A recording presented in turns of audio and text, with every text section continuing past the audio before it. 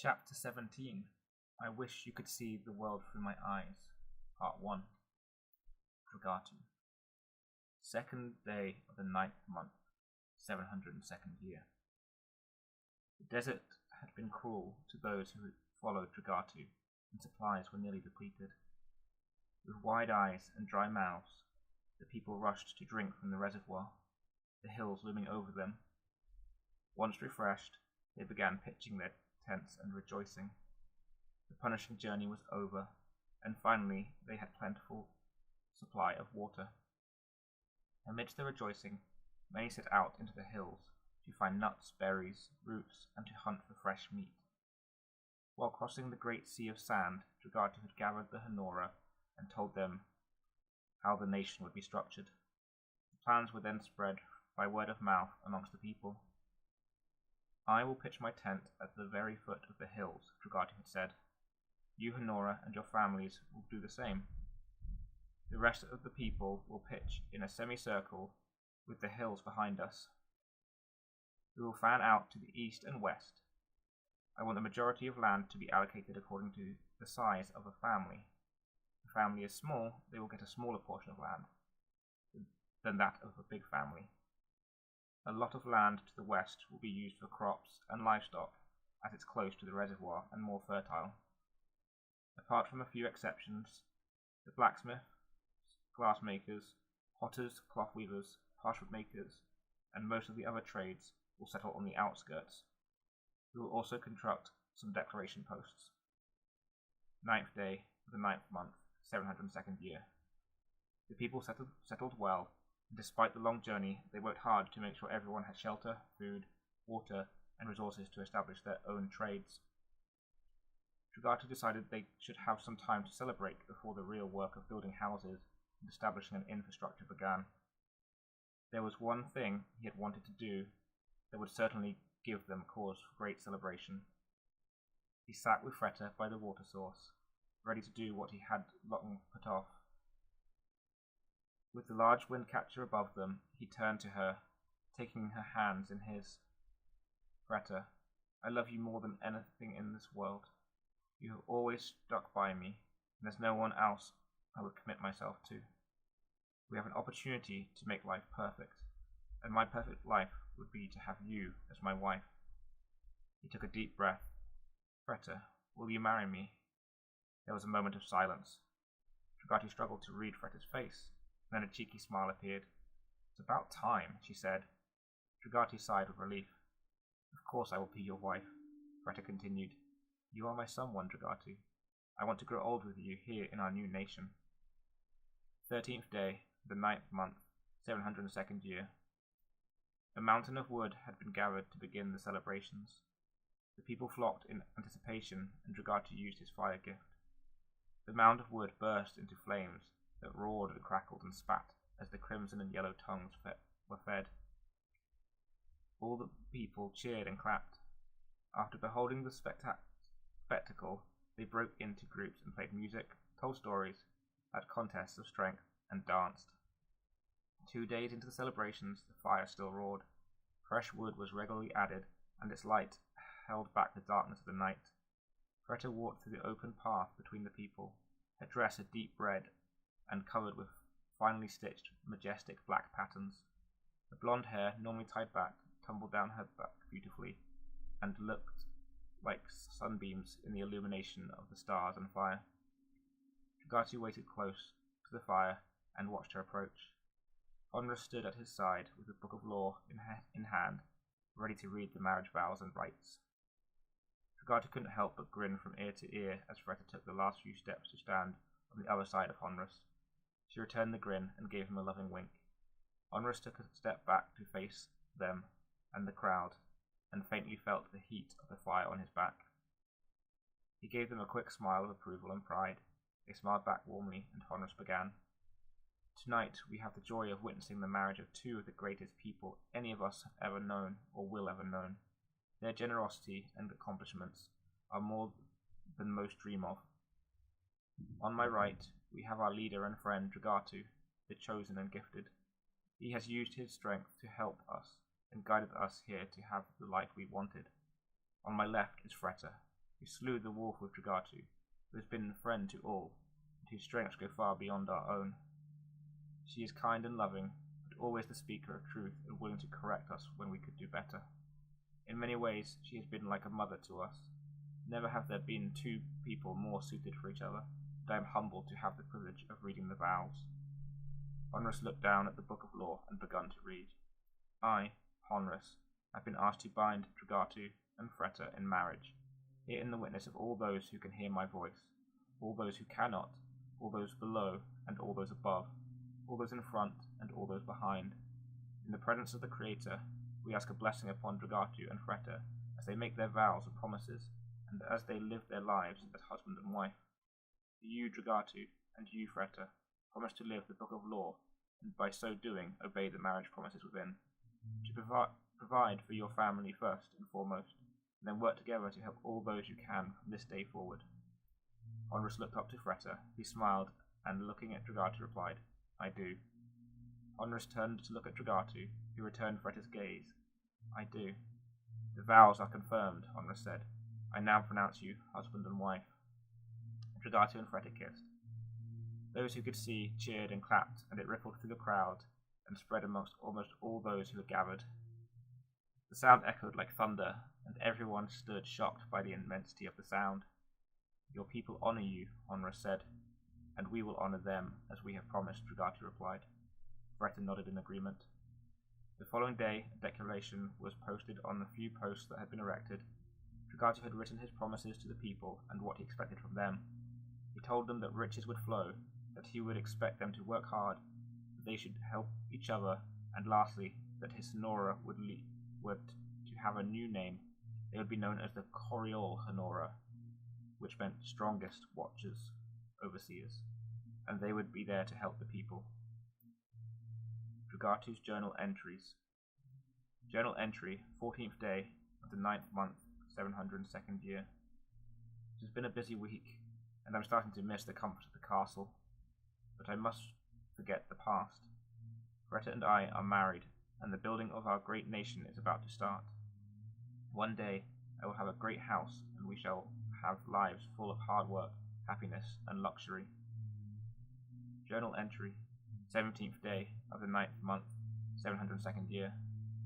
I have met with Honrus and the Coriol Honora. We've decided to look for granite so we don't have to go back across the desert. We've drawn up detailed plans for where the buildings will go, and we've added areas for games, fighting, and hunting practice. We will be a strong people and have many ways to show our strength to each other and the Creator. Journal entry, 22nd day of the 9th month, 702nd year. The Coriol Honora have found granite to the northeast in the hills. I will take a look and organize a workforce to quarry and transport it. Journal entry, 28th day of the 9th month, 702nd year. It appears the granite will be perfect for what we need, although we will not be able to tell for sure until the quarrying gets underway. Journal entry, 5th day of the 10th month, 702nd year. The granite is perfect for what we need. The foundations of our houses have been started, and I'm happy with how hard the people are working. I'm doing my best to help, and I'm getting regular reports telling me the people are working to the standard I desire. The plans for my house are the most extensive, and I plan to work on this while helping people with theirs. Journal entry, 2nd day of the 1st month, 703rd year. It's been a couple of months since my last entry. All is going well with the buildings, and the people are working hard and seem very happy. I have great news, and that's why I wanted to write an update. Freta is pregnant. I cannot wait to be a father, and I will prepare our child for the legacy I'm creating. Journal entry, 15th day of the 8th month, 703rd year. We have been here nearly a year, and I have a baby son. He was born on the 13th day of the 5th month. He has my thick black hair, and I'll protect him with my life. Freta is so happy to be a mother. We have named him Pyros. I know I've not kept this record as frequently as I should, or once did, but life is exactly how I want it. This means there isn't much I need to write. The majority of my time is spent with the Coriol Honora, helping the people and working with them. Any spare time I do have, I spend with Freta and Pyros. Journal entry, 23rd day of the 8th month, 704th year. It has been a year since my last entry. I've been so neglectful of writing, but I do still want to keep this record from time to time. A lot of the houses owned by my Coriol Honora are nearly finished. Mine is about half finished, and the rest of the nation is at a similar stage. Unfortunately, the people have slowed down in their efforts. I can tell they're losing motivation. I have a plan to change this. I have kept the yellow stones in a secret place in the hills.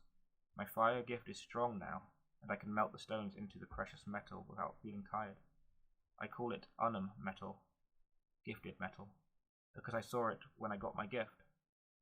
I have also decided to make a weapon like the messenger had.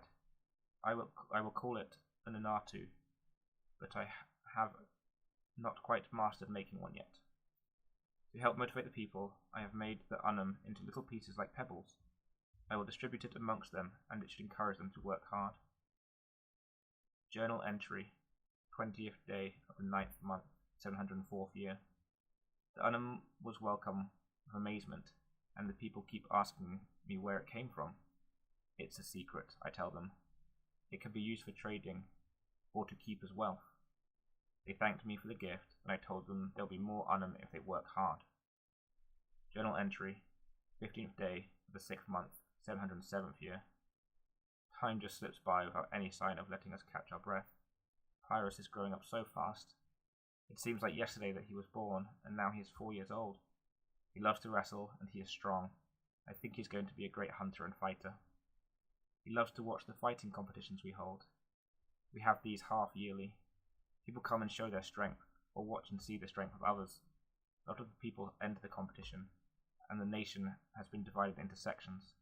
The 5 best fighters from each area fight in the finals to gain honor and respect. Both men and women fight, and there are categories for men and women to fight separately or against each other. It was very rare for women to ever hunt at the old nation, but I believe my people should be free to do as they will.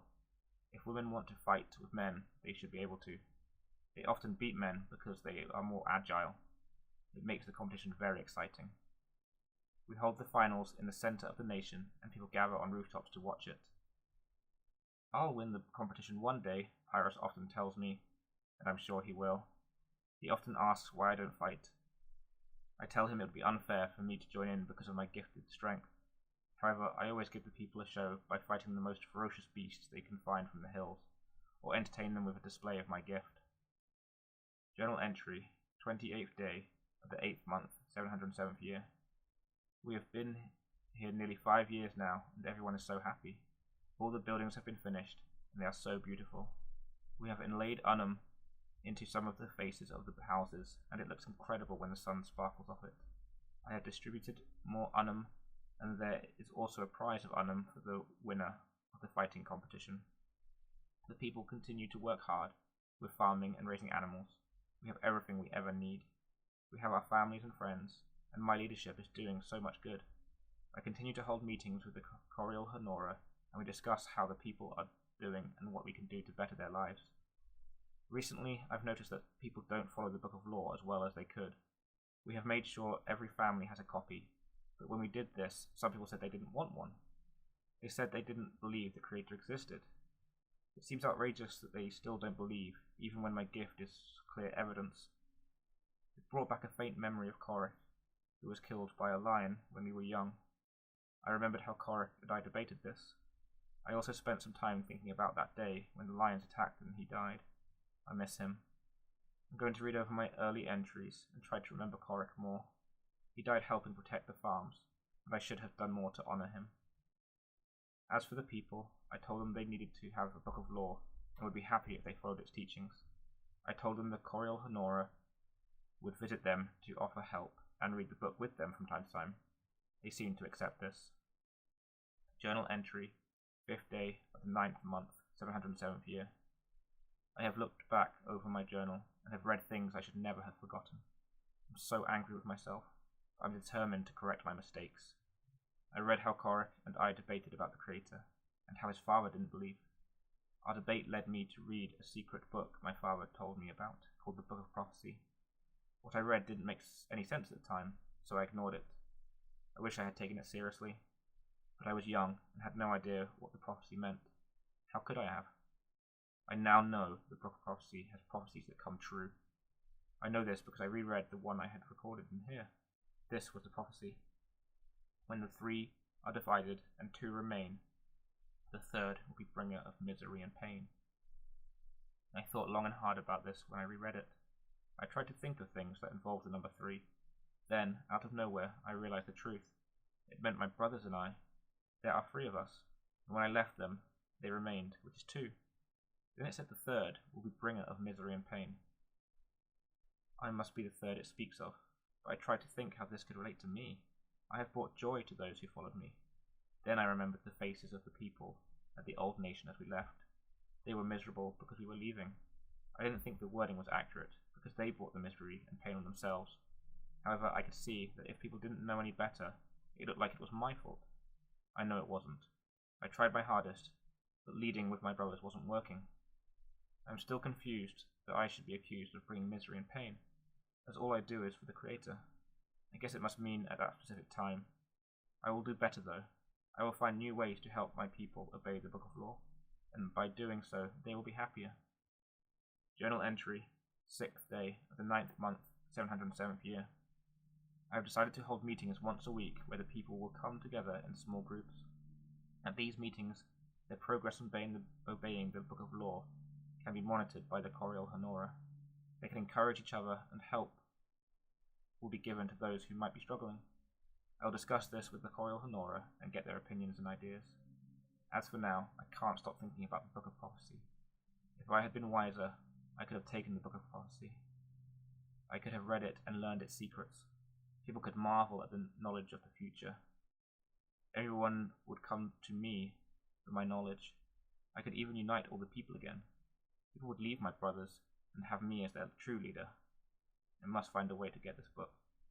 I will please the Creator by using whatever knowledge is in the Book of Prophecy to help the people. I will find a way to get the book from Eunyalus, who is probably keeping it all secret to himself. Journal entry, 13th day of the 9th month, 707th year. I'm finding it hard not to think about the Book of Prophecy and have talked to Fretta about it. You should send some of the Coriol Honora to your brothers and ask for it, she suggested. It is clear the book will be safer in your hands. She is right, and I think this is the best option. I have also met with the Coriol Honora about them helping the people more. They have agreed to have 1 day a week set apart so people can meet in small groups. We have decided the same areas we use to separate the nation for the competitions will be used. The day will be called Confession and Progression Day. The Coriol Honora will gather together those they are assigned to, and each person will tell the others what laws they are keeping well and what laws they are struggling with. They can ask for help, and people will be expected to help one another. They will also be told to report to the assigned Coriol Honora if they see anyone disobeying the laws. The Coriol Honora will report to me, and I'll know how well the people are keeping the laws and if we are pleasing the Creator. Journal entry, 20th day of the 9th month, 707th year. The declaration has been sent out. The majority of people have agreed that confession and progression is a good idea. However, there always seems to be doubters and rebels. It invades our private lives and goes against the Book of Law that says do not judge, they protest. I spoke with some of these people and told them it was not judging. It gives everyone the opportunity to see their weakness and change, I said, and explained the purpose behind Confession and Progression Day. It will help us become closer as a people. No one should have anything to hide, so why fear this? I told them it was going ahead and that they would be expected to participate. They said they would, but I could tell they didn't fully understand. In time, they will see how it helps them.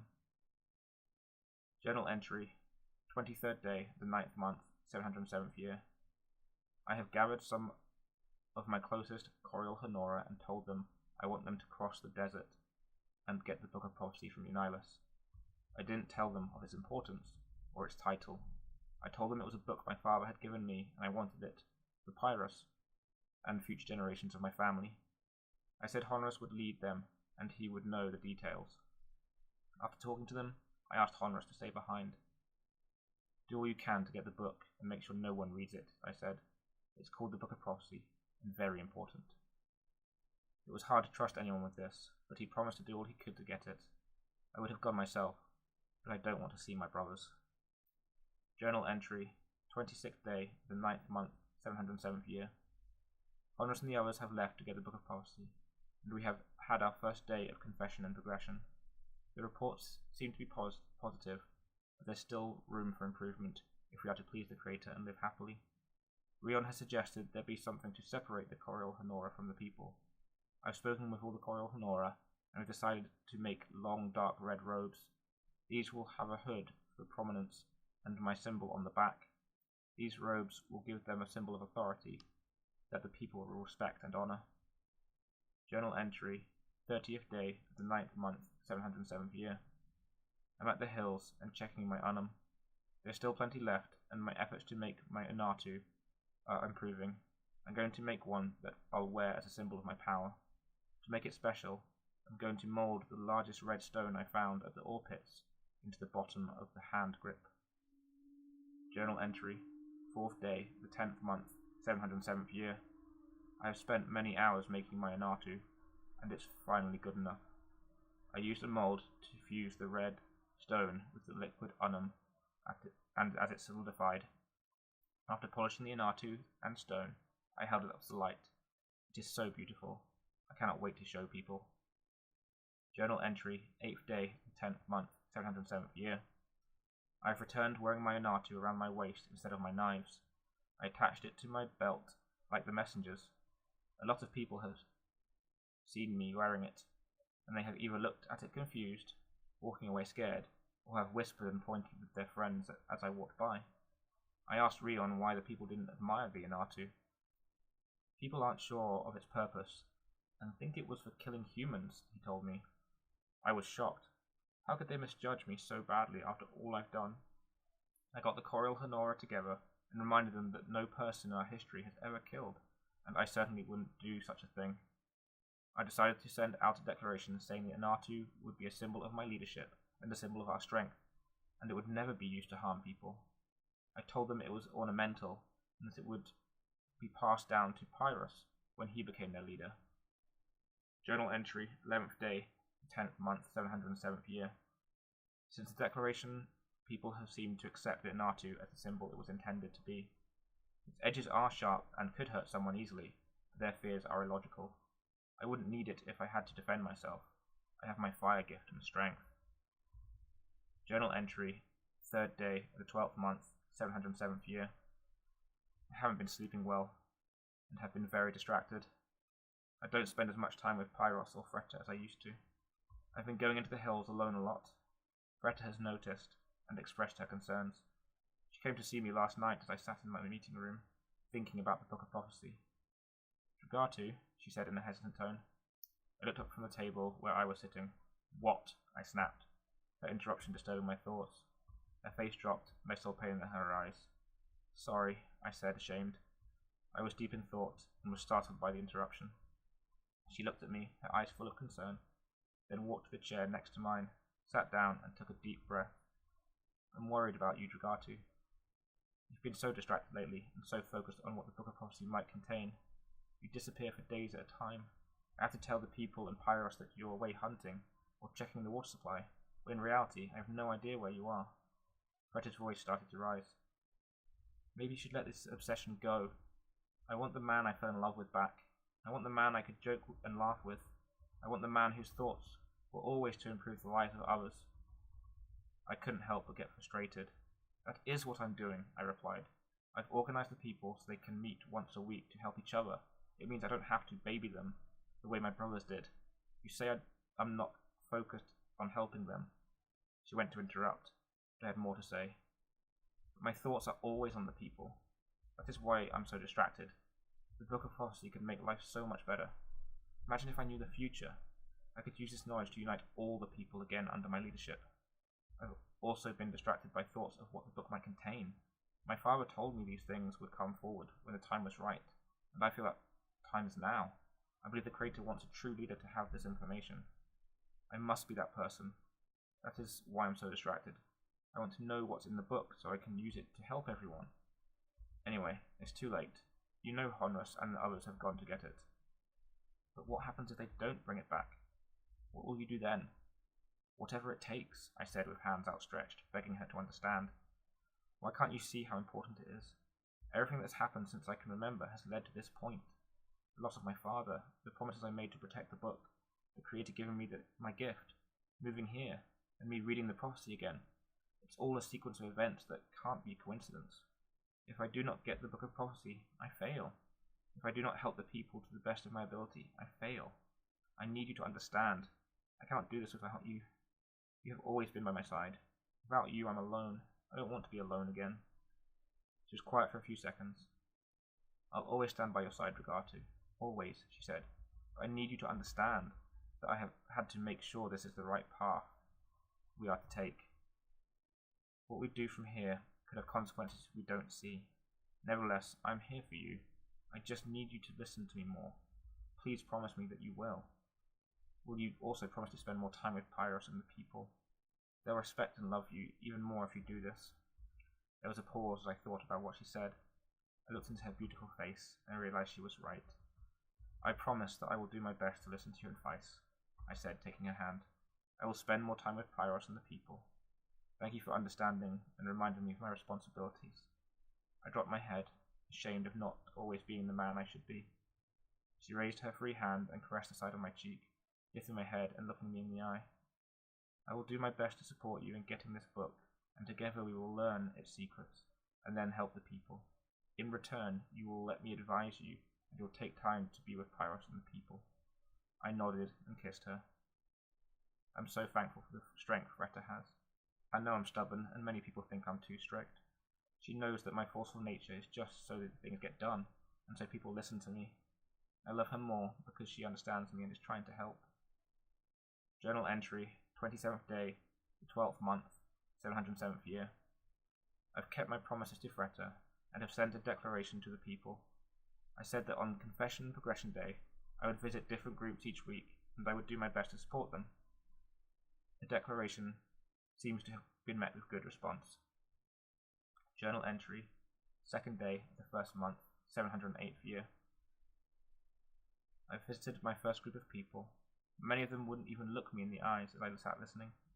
They all raised similar points and said it was hard to help others as they had to earn a living, and this took up all their time. They said they had hoped for more free time when they moved here, but were always very apologetic when they said this. I will make it my priority to find ways to make life better, I told them. I will get more people to farm land and hunt beasts so there is more food and your basic needs are met. After the meeting, I went straight to the head farmers and asked them why there wasn't enough wheat or for bread and other food. The land requires a lot more water than we had anticipated, and sometimes crops fail because of this, they said. Why haven't you told me? I asked. We're sorry, they replied. We didn't want to disturb you. You are always so very busy. I will sort this. In future, if there are problems, you must tell me straight away, no matter how busy I am, I concluded and left. This is a great opportunity to spend some time with Pyros. I need to go check the water source in the hills, and will take him with me. Once I have done this, I'll create a team whose job it will be to improve the channels and make them bigger. I'm really looking forward to spending time with Pyros.